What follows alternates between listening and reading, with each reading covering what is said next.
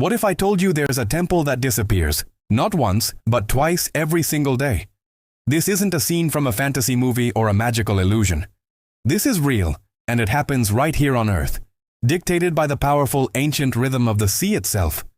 Imagine standing on a shore, watching as a sacred structure slowly surrenders to the rising tide, only to majestically reappear hours later as the waters recede. It's a breathtaking spectacle of nature's devotion.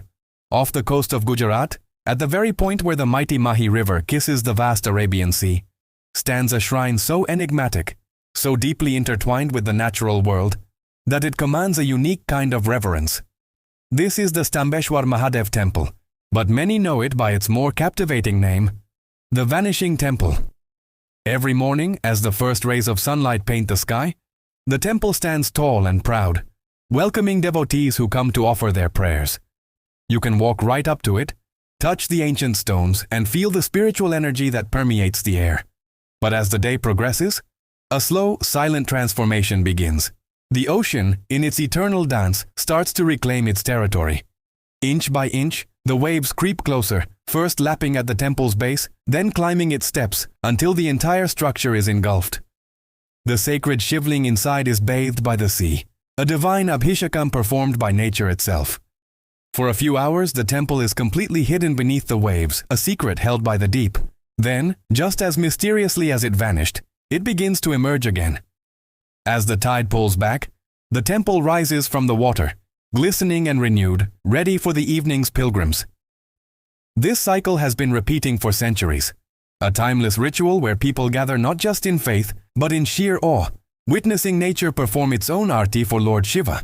It's a powerful reminder that some mysteries aren't meant to be solved, but simply to be experienced. The raw power and gentle submission on display here are truly humbling. But how did this incredible temple come to be? The story behind it is as fascinating as the phenomenon itself. Legend says it was built by Kartikeya, the son of Lord Shiva, after he vanquished the demon Tarakasura. While this was a victory for the gods, Kartikeya felt immense guilt for taking a life, even that of a demon, because Tarakasura was also a great devotee of Shiva.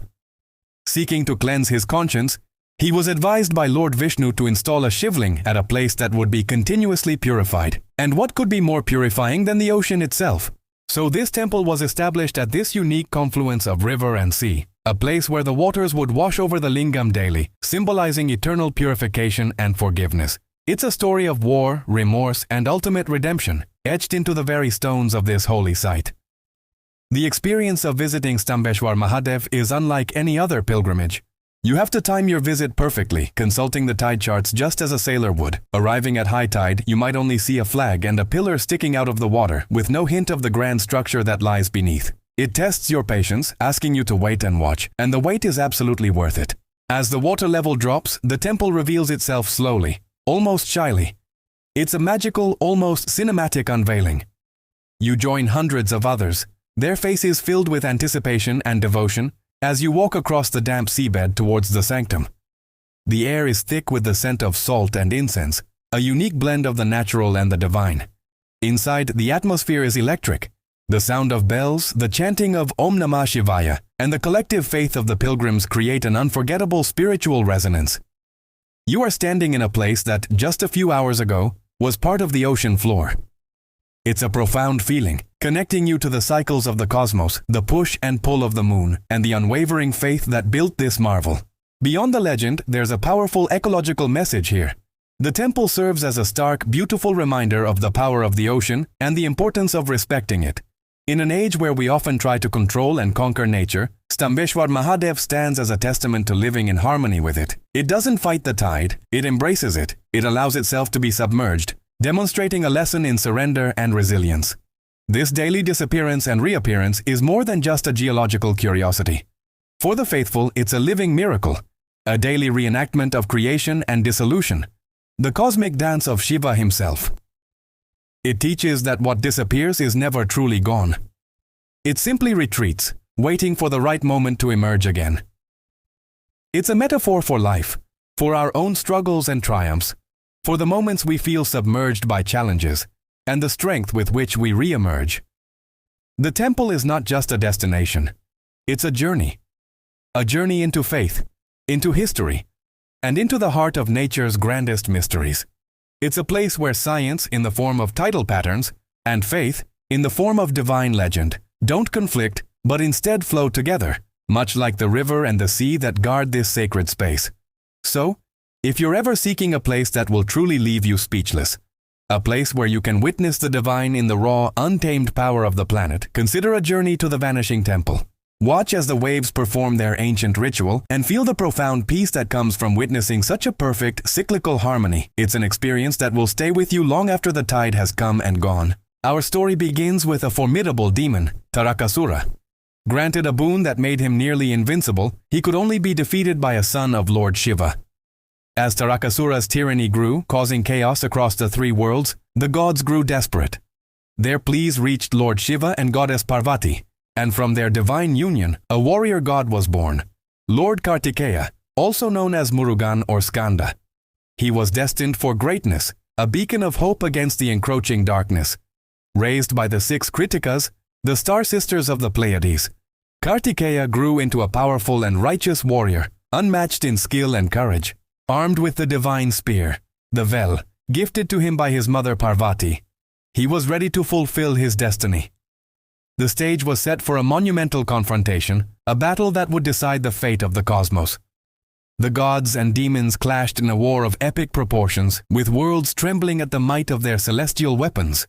At the heart of this cosmic conflict stood Lord Kartikeya, leading the divine army against Tarakasura's demonic hordes.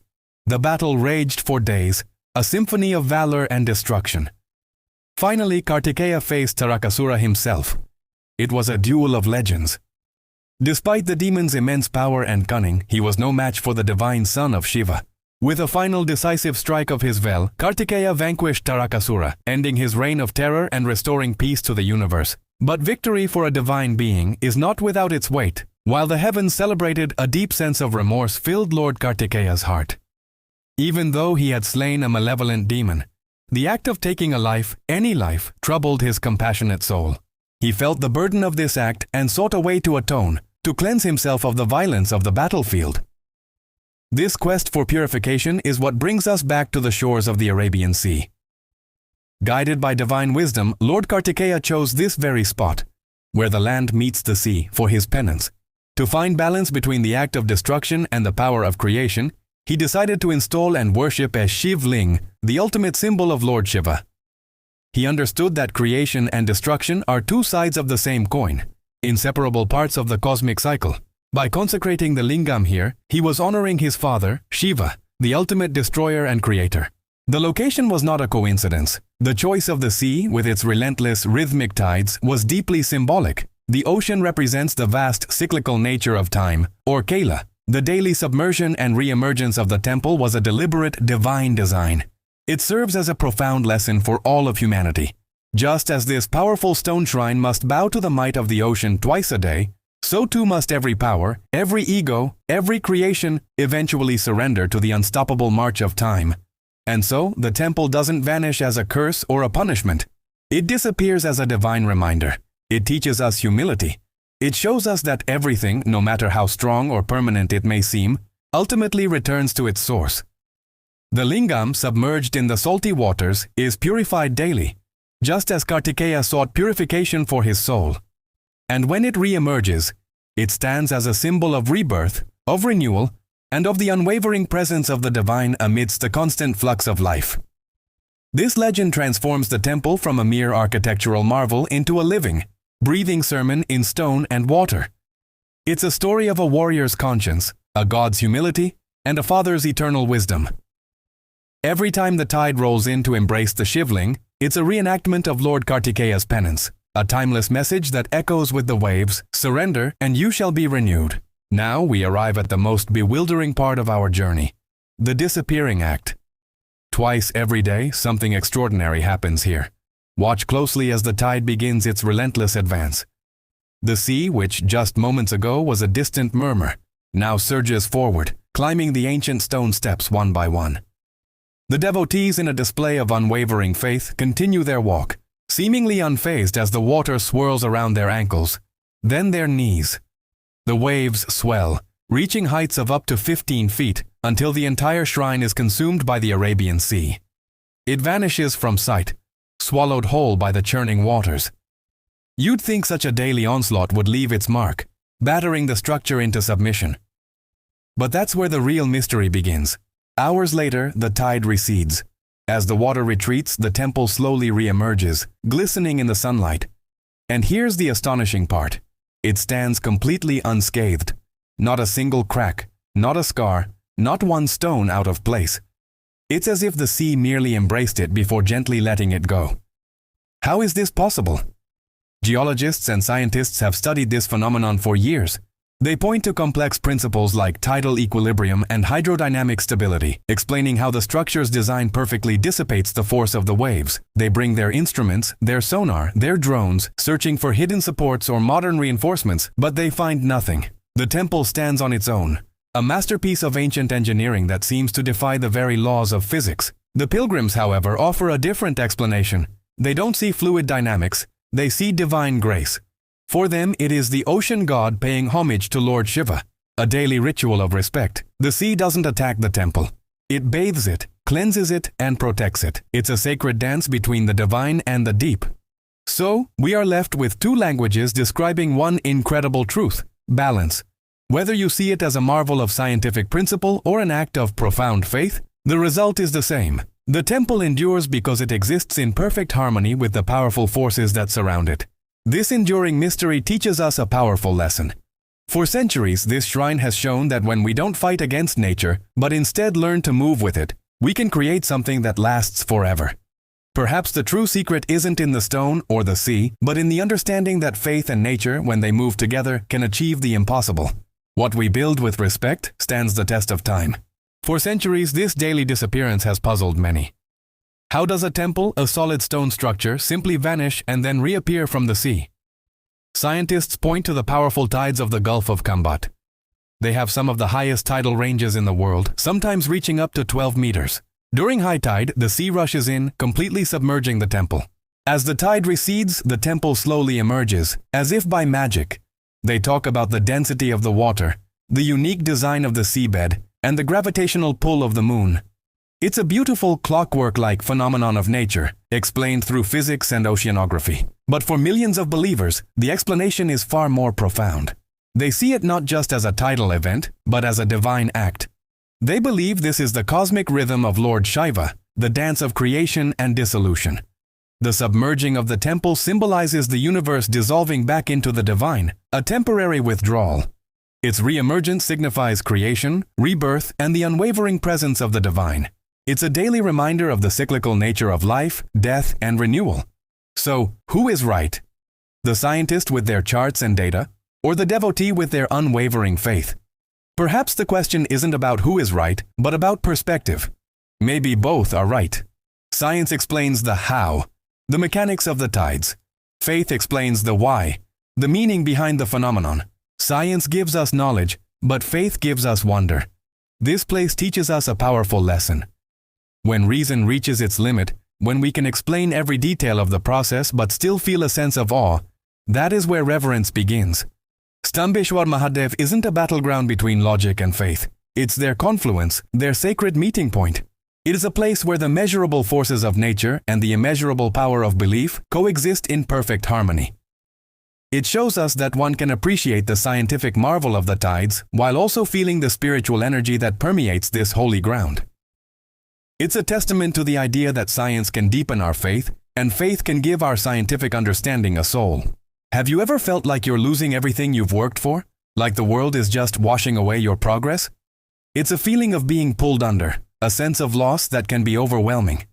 We fight so hard to build our lives, to leave our mark, but sometimes it feels like the universe has other plans. What if I told you there's a place on earth that embodies this very struggle? A place where disappearance and reappearance is a daily ritual? Welcome back as we conclude our journey to the Stambeshwar Mahadev temple, a sanctuary that exists in a constant dance with the ocean. For those just joining us, this incredible temple in Gujarat, India, submerges completely under the high tide twice a day, only to re-emerge as the waters recede. It's a breathtaking spectacle that has drawn pilgrims and seekers for centuries. We've explored its history, witnessed its daily vanishing act, and heard the stories of unwavering faith from the people who hold it dear. But now, as we stand on the shore watching the first light of dawn paint the sky, we're here to uncover the deepest message this place has to offer. It's not just about a temple that gets swallowed by the sea, it's about what this cycle teaches us about our own lives. Look there, as the sun crests the horizon. The top of the shikara, the temple's spire, breaks the surface of the water. It's like a promise being kept. Slowly, majestically, the stone structure reveals itself once more, glistening in the morning light. The waves that just hours ago claimed it entirely, now gently lap at its base, as if paying respect. This isn't a story of destruction. It's a story of profound renewal. And within this daily miracle lies a powerful lesson for all of us. Every time the sea embraces the temple, pulling it from our sight, it carries a silent, powerful whisper. Let go. Let go of the anxieties that keep you up at night. Let go of the past mistakes that you carry like heavy stones in your pockets. Let go of the rigid plans and expectations that prevent you from seeing the beauty of the present moment. The ocean doesn't ask for permission. It simply takes. It teaches us the art of surrender, the grace in accepting that some forces are beyond our control. It shows us that there is strength, not weakness, in releasing our tight grip on what we think we must possess. And then, with the turning of the tide, comes the second part of the message. As the temple re-emerges from the depths, whole and steadfast, it speaks again, this time with a message of hope. Begin again. Every sunrise offers a new start. Every time the waters recede, it's an invitation to rebuild, to reaffirm, to rise once more. The footprints from yesterday are washed away, leaving a clean slate on the sand. It doesn't matter what happened before. What matters is that you are here now with the chance to take a new step. The temple's reappearance is a testament to resilience, a symbol that what is truly essential can never be permanently lost. This sacred place is the ultimate teacher of balance. It exists in the space between holding on and surrendering, between deep-rooted faith and the unknown mysteries of the universe. The devotees who come here understand this rhythm. You can see it in their serene smiles, in the joyful laughter of children playing on the shore, unafraid of the returning tide. They don't see the ocean as an enemy, but as a partner in a divine dance. They know that the temple's daily disappearance isn't an end, but a necessary pause, a moment of sacred cleansing before its glorious return. So, the next time life feels like it's drowning you in a sea of uncertainty, when your world feels like it's being swept away, I want you to remember this place. Remember this temple where even solid stone bows to the power of the sea and returns stronger. You are not being erased, you are being renewed. The challenges you face are not there to break you, but to wash you clean, to prepare you for a new beginning. Just like this temple, you have a core of strength within you that can withstand any tide. You have the capacity to let go of what's gone and to begin again with fresh hope and purpose. The message of the waves is simple but profound. Embrace the cycles of your life. There will be times of high tide when you must retreat and let go. And there will be times of low tide when you must emerge and build again. This is the natural rhythm of existence. It's a rhythm of loss and recovery, of endings and new beginnings. Finding peace is not about stopping the waves, but about learning to surf. This journey to the Stambheshwar Mahadev temple has been more than just a trip. It has been a pilgrimage for the soul. It reminds us that faith isn't about having all the answers. It's about trusting the process, even when we can't see the shore. It's about believing that after every darkness, there is a dawn, and after every tide, there is a renewal. If this story of faith, resilience, and renewal has moved you, please give this video a like, share it with someone who might need to hear this message, and subscribe to our channel for more stories that explore the wonders of our world and the depths of the human spirit. Your support helps us share these incredible messages with the world, because faith and hope like this deserve to be seen. Thank you for joining us on this unforgettable journey. Until next time, may you find the strength to let go and the courage to begin again.